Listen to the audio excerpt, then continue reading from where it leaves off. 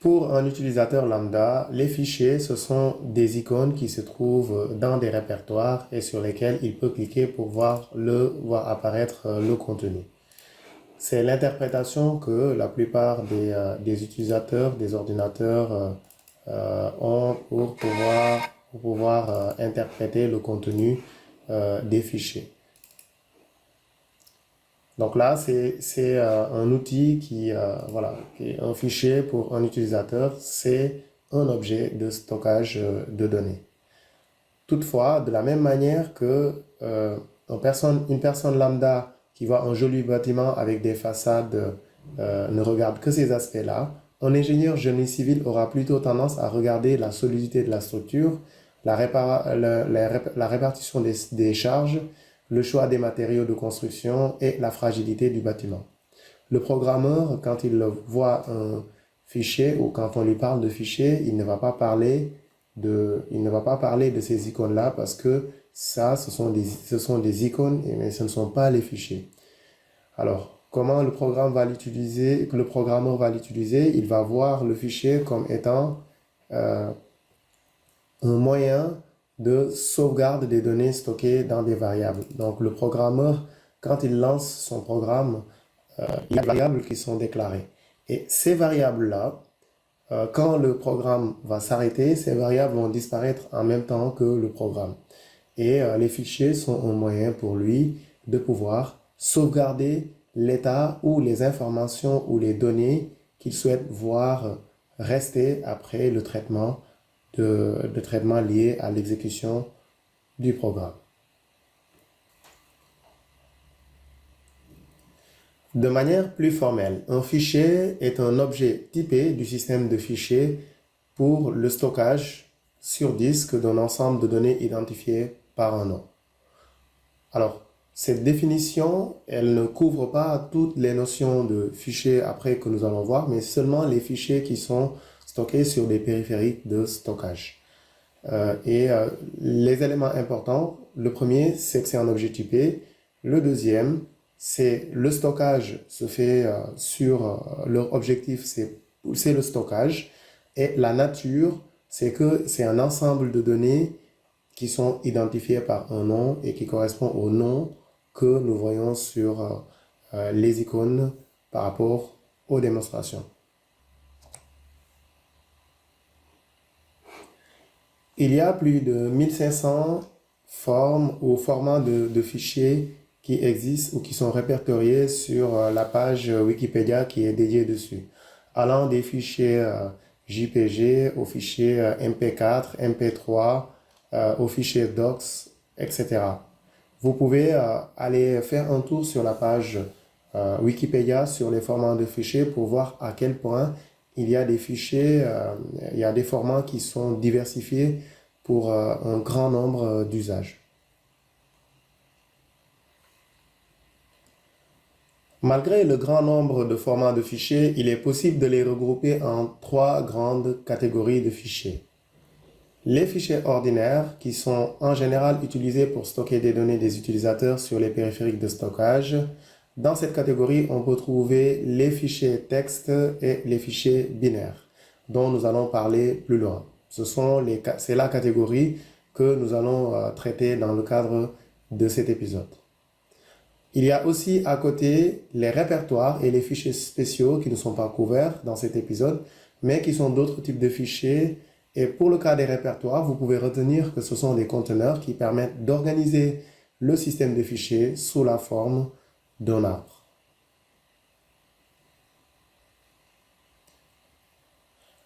Une des catégories de fichiers que vous allez tout le temps rencontrer, ce sont les fichiers texte. Les fichiers texte sont liés à des standards d'encodage comme l'ASCII, l'UTF-8, etc.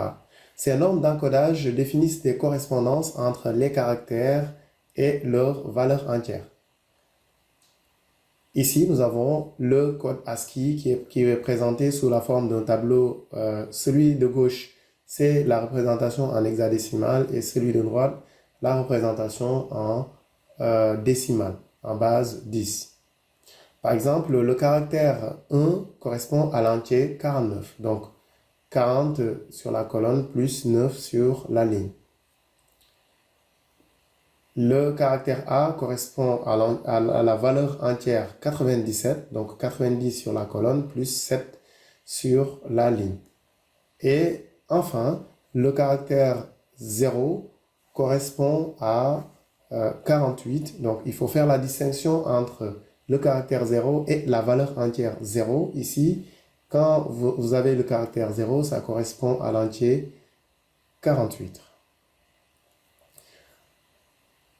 Par exemple, dans ce fichier dont le contenu en hexadécimal est le suivant, son interprétation en code ASCII va donner le résultat suivant. Donc la valeur 45 va être interprétée comme E majuscule. La valeur entière 63 va être interprétée comme C minuscule. La valeur 72 en R minuscule, ainsi de suite. La valeur 20 comme un espace. En définitive, les fichiers de texte peuvent être vus comme des tableaux de caractères dont les valeurs entières correspondantes sont stockées sur le fichier sur disque et un programme qui doit les lire doit interpréter le contenu selon l'encodage qui est utilisé. Les fonctions en langage C, par défaut, encodent les fichiers texte sous le format ASCII.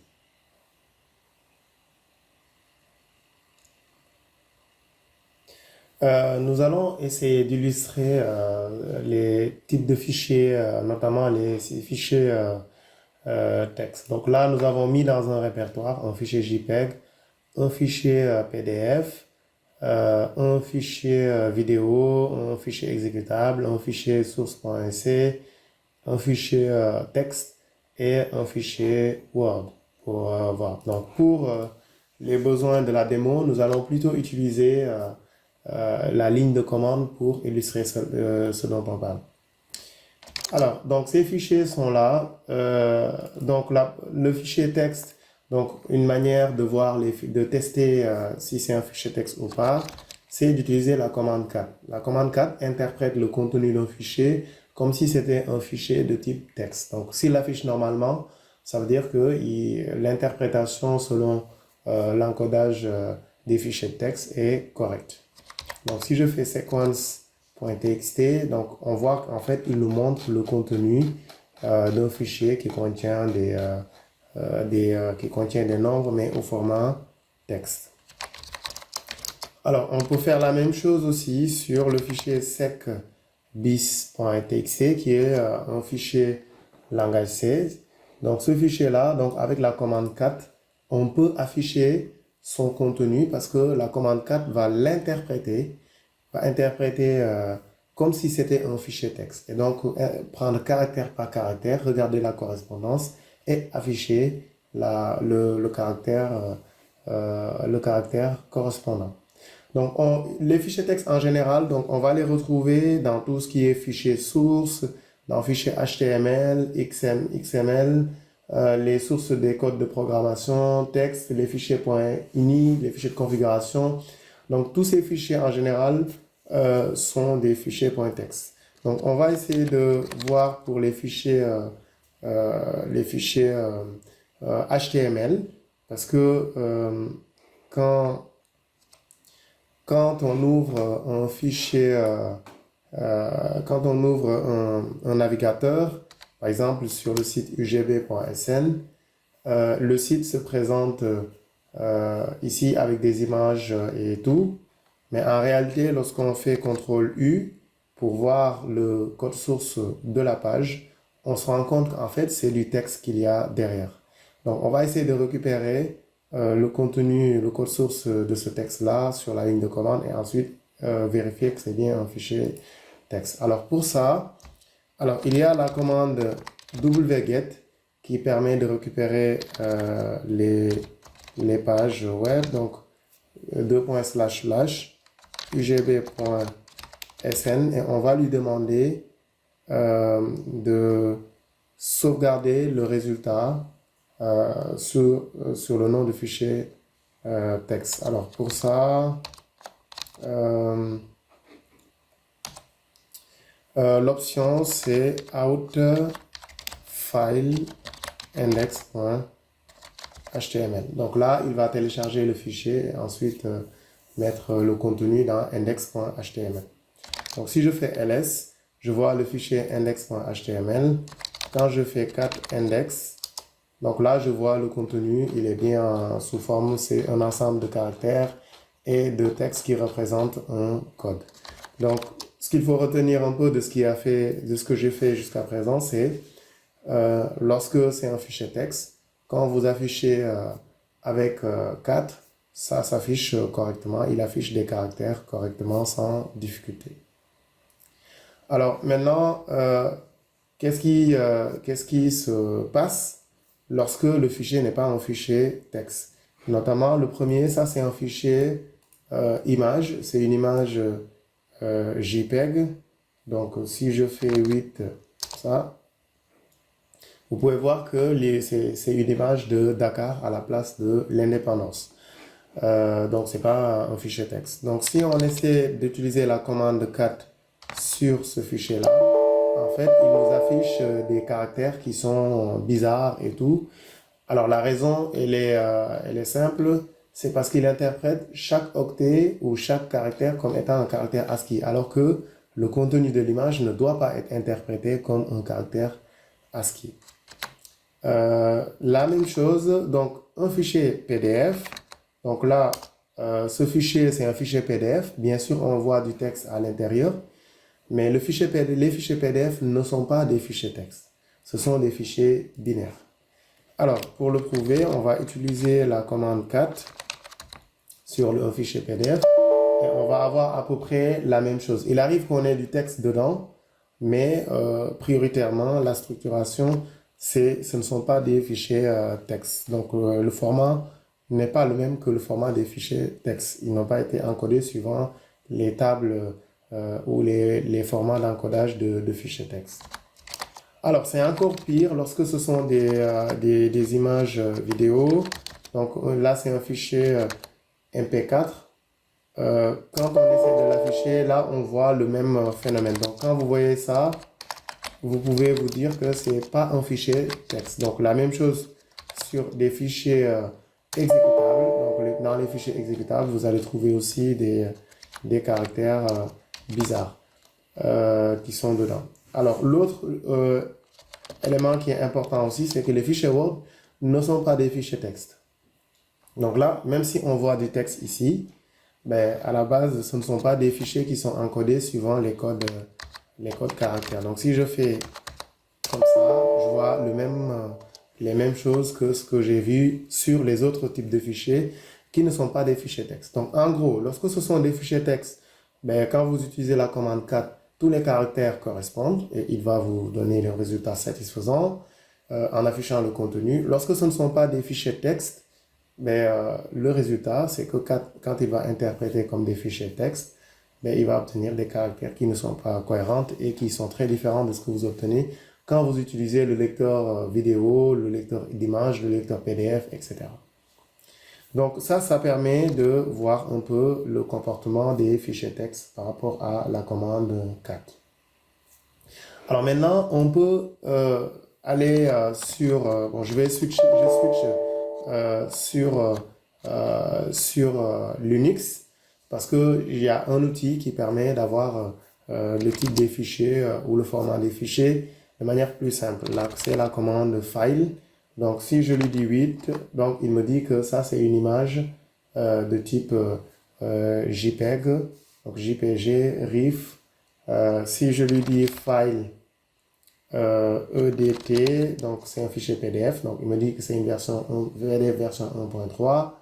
Si je lui dis file language comme ça, il me dit que c'est un fichier image MP4 version 2. Si je lui dis file index HTML, là, il me dit que c'est un fichier texte encodé suivant le format Unicode UTF-8. Si je fais la même chose avec sec list.c, donc il me dit que c'est un fichier source C encodé au format UTF. Donc lorsque je lui fais file sequence.txt, là, il me dit carrément c'est un fichier codé sur le format ASCII. lorsque je lui dis file TD, le document Word, il me dit c'est un fichier document Word au format Word 2017. Alors, donc là, c'est la commande file qui existe dans les systèmes Linux, Unix de manière générale, est un autre outil qui permet de pouvoir voir la différence entre les types de fichiers. Alors, maintenant, nous allons nous allons montrer que les fichiers texte sont aussi des fichiers binaires, mais c'est seulement l'encodage qui change. Pour ça, nous allons utiliser la commande xdump. Alors, xdump, si je l'applique à sequence.txt, là, il me montre la représentation du fichier au format hexadécimal. Donc, vous allez avoir 0A, 31, 0A 32, 0A, etc. Donc ça donne un peu une idée de l'ensemble des caractères ou des valeurs des caractères qui sont dedans. Donc si je fais man ASCII pour voir le 0A, à quoi correspond, donc là, donc là, le 0A correspond à la fin de ligne. Donc la fin de ligne, c'est le caractère qui correspond à 0A en hexadécimal. Et donc là, nos 0A, les nombres 0A que nous voyons, donc si nous avons 0A 31, 0A 32, etc., donc ça donne les différents caractères. Donc là, le caractère 31 que nous avons en hexadécimal, donc 31 en hexadécimal. Donc, c'est le caractère 1. Donc, ici, qui est le premier caractère. Ensuite, vous allez avoir 2. Donc, on a 0A, 02, etc. Donc, ce qui veut dire qu'en fait, dans le fichier, donc je vais mettre ici la commande head pour juste voir les débuts. Donc là, en fait, ce qu'on voit, c'est le caractère 1 suivi de la ligne. Suivi de la fin de ligne, 2 suivi de la fin de ligne, 3 suivi de la fin de ligne, etc. Jusqu'à terminer jusqu'à avoir ici le 9, ensuite 10, etc. jusqu'à avoir les caractères. Donc là, si vous voulez 30, 31, ça donne le caractère 0 et le caractère 1. Ce qui permet d'avoir donc la fin de ligne après. Donc, le fichier texte est un fichier binaire dans lequel on interprète caractère par caractère selon les tables d'encodage comme ASCII, UTF et autres.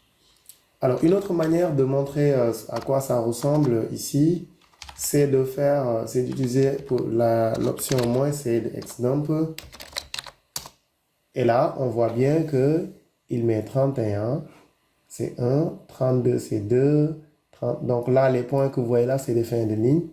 Donc, 3, 4, 5, 6, 7, 8, 9, etc. Donc ça, ce sont les caractères qui sont dans ce fichier-là. Ce ne sont pas les valeurs entières 1, 2, 3, mais ce sont les caractères. Et les valeurs entières correspondantes, c'est 31 en hexadécimal, 32, etc. On peut faire la même chose sur le fichier index.html. Et là, on a les mêmes types d'éléments. Donc, le 3C, ça correspond au caractère supérieur. Le 21, ça correspond au point d'exclamation. Le 44, ça correspond à D majuscule. Le 4F, ça correspond à O majuscule. Ainsi de suite, ainsi de suite. Donc là, par exemple, le / là, ça correspond à 74, 74 en hexadécimal. Donc, chaque caractère est encodé suivant la table d'encodage correspondante. Et ici, en particulier, c'est de l'UTF, mais l'UTF intègre aussi, UTF-8 intègre aussi ASCII sur les 127 premiers caractères. Donc voilà, ça donne une idée de la table ASCII, à quoi ça correspond, etc. Et ce que ça donne. Donc si j'essaie de faire la même chose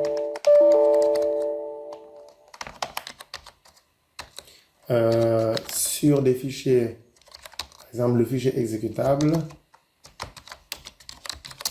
on voit bien qu'en fait, il n'a pas tout le temps, on n'a pas tout le temps les, euh, on n'a pas les caractères correspondants. Bien sûr, il y a du texte qui peut apparaître dans le programme.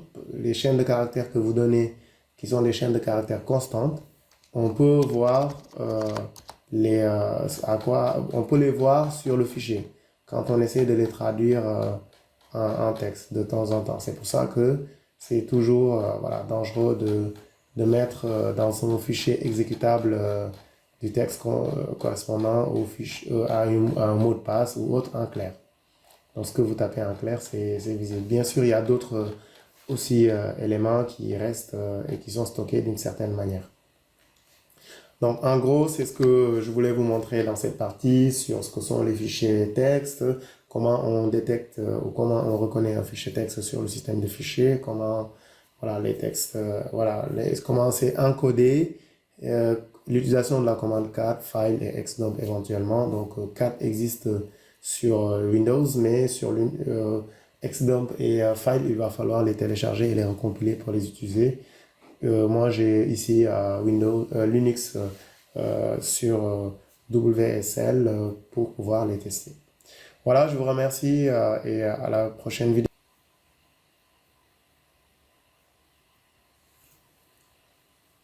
Les fichiers binaires sont des fichiers contenant des données brutes et dont l'organisation de ce contenu-là est définie par le format décidé par ses inventeurs. En général, on a besoin d'avoir un programme qui comprend ce format-là pour pouvoir les exploiter. Comme exemple, vous avez besoin du système d'exploitation pour interpréter les fichiers exécutables qui lui sont décidés. Un lecteur PDF pour lire les fichiers PDF. Microsoft Word pour lire les Word. Un logiciel de décompression pour exploiter les fichiers .zip. Ainsi de suite. L'organisation de ces fichiers en général se fait sous la forme d'un ensemble de blocs de données qu'il faut lire et interpréter. Si vous ne connaissez pas le format, vous ne pourrez pas lire ou écrire dessus sans corrompre la structure. Lorsque les blocs ont la même structure et se lisent de manière linéaire comme dans un tableau, on parle de fichiers séquentiels. Nous allons par la suite donner quelques exemples de formats de fichiers populaires. Le premier exemple de fichier binaire qui est formaté qu'on veut illustrer, c'est le fichier zip. Il est composé de deux séquences de type d'enregistrement ou des séquences de deux types d'enregistrement. Le premier type d'enregistrement, ce sont les enregistrements composés de trois champs, dont le local file header, le file name qui est le nom du fichier et le file data qui contient les données compressées du fichier. Et ce champ-là est répété autant de fois que nécessaire que pour chaque fichier à l'intérieur de l'archive, il y aura ce type d'enregistrement. Un deuxième type d'enregistrement appelé Central Directory est créé pour chaque fichier et c'est une structure qui donne plus d'informations sur le fichier correspondant plus haut. Par exemple, on peut avoir la taille du fichier lorsqu'il sera décompressé, la méthode de décompression, la date de dernière modification, etc. Alors cet enregistrement aussi de type Central Directory est créé pour chaque fichier qui est dans l'archive compressée. Enfin, ça se termine par le End of Central Directory qui est un flag, une valeur qui permet d'indiquer la fin du fichier. Donc vous avez ici un exemple. Donc le fichier il est structuré de telle manière qu'en tant que programmeur, si vous ne connaissez pas la structure et les champs ainsi que leur taille, vous ne pourrez pas l'exploiter et écrire des programmes qui lisent et écrivent dedans. Le deuxième type de format de données que nous voulions présenter, c'est le format MP3 qui est très utilisé pour le stockage de la musique parce que le taux de compression est excellent par rapport à d'autres formats. Alors, un fichier MP3 qui est numériquement encodé, est composé de ce qu'on appelle des frames. Un frame est composé d'un en-tête MP3 header, et d'un bloc de données, MP3. Alors, les blocs ne sont pas indépendants les uns par rapport aux autres, donc on ne peut pas les extraire. Et ce que contiennent les données, ce sont les informations sur les fréquences et les amplitudes qui doivent être jouées par la carte son. Donc ça, ce sont des informations. Donc un exemple ici de ce qu'il y a dans le MP3 header, on peut retrouver plein d'informations sur les fréquences, le bitrate, etc. Mais cet encodage-là, si le développeur l'ignore, il ne pourra pas développer un lecteur MP3 parce que tout simplement, il ne pourra pas comprendre comment le fichier est structuré dans son contenu. Le dernier exemple que nous n'allons pas détailler, c'est l'exemple des fichiers PDF qui sont un mélange de contenu binaire et texte à l'intérieur, mais qui suivent un format bien déterminé. Ça commence par un header qui donne la version de PDF qui est utilisée, le langage, c'est un langage aussi, le PDF, pour l'encoder. Ensuite, un ensemble d'objets qui doivent être dessinés, et ensuite des tables de référence l'encode et la fin de fichier qui se termine par pourcentage NE et EOF pour dire end of file. Donc ça, c'est un exemple aussi de format de fichier. Mais pour résumer tous les exemples que nous avons vus, c'est que le contenu de ces fichiers, les données binaires doivent être mappées avec le format ou les structures qui sont définies dans le format du fichier. Ce qui fait que si vous lisez comment les fichiers sont encodés, vous serez capable d'écrire des programmes qui les décryptent, qui les décodent et ensuite les utilisent comme il faut. Mais pour les fichiers texte, c'est pas nécessaire parce que vous savez que c'est encodé caractère par caractère et il suffit de trouver le correspondant sur la table ASCII.